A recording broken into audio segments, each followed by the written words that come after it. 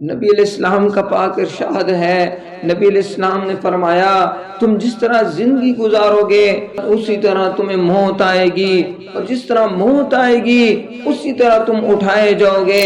یہ بات یاد رکھیے، جو بندہ زندگی میں جو کام زیادہ کرتا ہے، جس سے محبت ہوتی ہے، آخری وقت وہی الفاظ منہ پہ ہوتے ہیں۔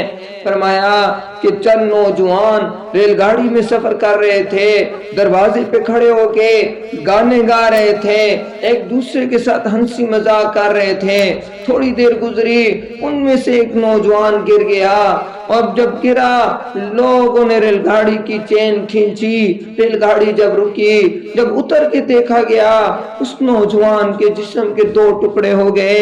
ایک نیک آدمی بھی اس ریل گاڑی میں موجود تھے، انہوں نے کہا کہ میں نے جب دیکھا اس نوجوان کے ہونٹ ہل رہے ہیں، میں نے کہا میں دیکھوں تو صحیح، یہ آخری وقت اس کی روح نکل رہی ہے، اور یہ کیا کہہ رہا ہے؟ کہتے ہیں جب میں نے کان قریب کیا، وہ نوجوان گانے گا رہا تھا، اس کے منہ سے گانا نکل رہا تھا۔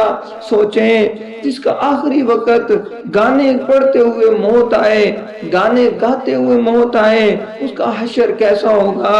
اس لیے فرمایا تم جس طرح زندگی گزارو گے اسی طرح تمہیں موت آئے گی۔